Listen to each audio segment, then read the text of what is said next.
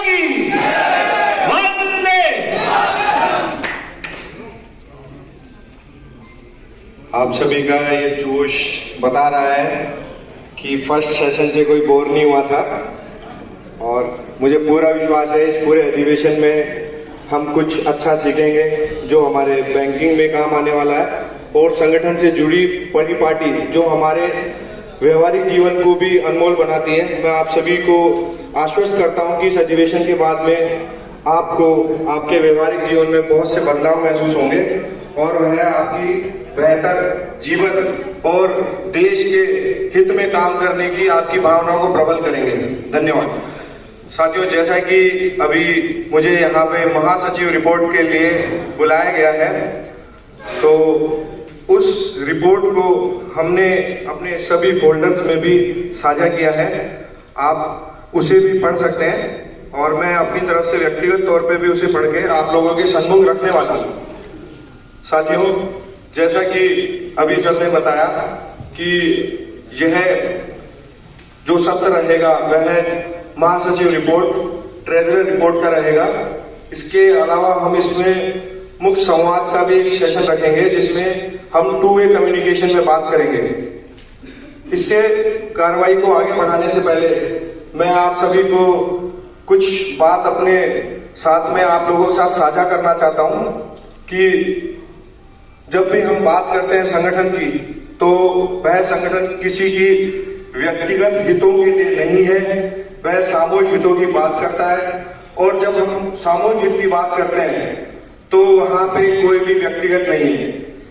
तो जब हम संगठन के सामूहिक हितों की बात करते हैं तो यहाँ पे उपस्थित कोई भी संघर्ष किसी एक का नहीं है, वह लगभग सभी लोगों का, वहां उपस्थित सभी सदस्यों का, कार्यकर्ताओं का, प्रतिनिधियों का, मार्गदर्शनकर्ताओं का, सभी का होता है। तो इस कार्यवाही को आगे बढ़ाने से पहले मैं आप सभी को एक बात साझा करना चाहता हूं कि इस 3 साल के त्रिवार्षिक कार्यकाल में हमने अपने बहुत से ऐसे कार्यकर्ताओं को, ऐसे सदस्यों को असमय खोया है जो संगठन के लिए अपना बहुमूल्य योगदान दे रहे थे और संगठन के लिए एक तरह से संपत्ति थे। तो मैं पूरे सदन से सभी से ये निवेदन करता हूं कि वे अपने अपने स्थान पर खड़े होकर उन दिवंगत आत्माओं की शांति के लिए 2 मिनट का मौन धारण करें।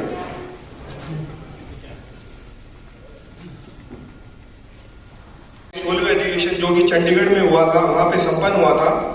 यह लगभग 3 वर्षों का कार्यकाल संगठन विस्तार, कर्मचारियों के हितों की रक्षा तथा भारतीय मजदूर संघ की राष्ट्रवादी एवं श्रमिक हितैषी विचारधारा को जन जन तक पहुंचाने का साक्षी रहा है। इस अवधि में हमने अनेक चुनौतियों का सामना किया तथा संगठन की एकजुटता एवं दृढ़ संकल्प के बल पर अनेक महत्वपूर्ण उपलब्धियां भी हासिल की।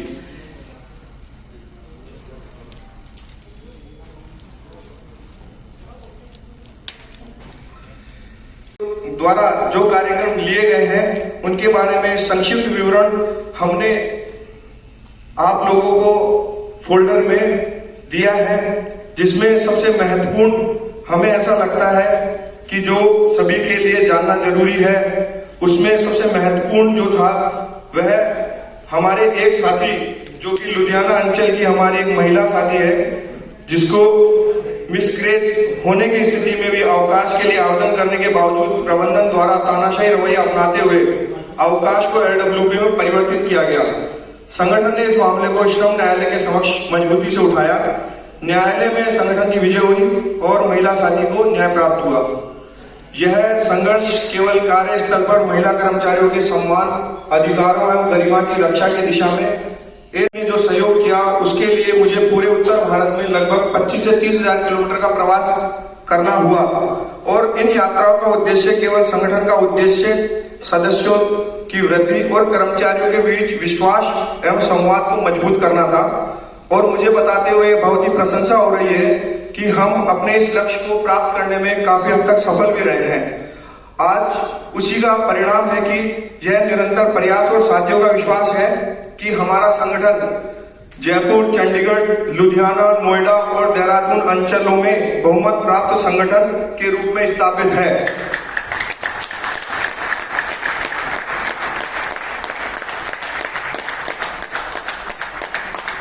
इसके अलावा भी बहुत से ऐसे विषय हैं जो कि हमने अपनी रिपोर्ट में तैयार करके आपके सम्मुख रखे हैं, क्योंकि स्थानाभाव और समाभाव के कारण मेरे लिए यहाँ लिखना संभव नहीं था, और जो कि आदेश अभी मन से हुआ है कि सबको वो प्राप्त है, तो आप इसको ग्रुप में करके बताइए।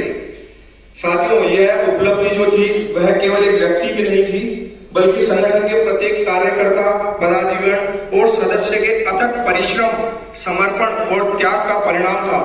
अंत में मैं अपने सभी संगठन के पदाधिकारियों, कार्यकर्ताओं और सदस्यों का हृदय से आभार व्यक्त करता हूं, जिन्होंने प्रत्येक संघर्ष में संगठन का साथ दिया और इसे उत्तर भारत के प्रमुख कर्मचारी संगठनों में स्थापित करने में अपना महत्वपूर्ण योगदान दिया। धन्यवाद सर।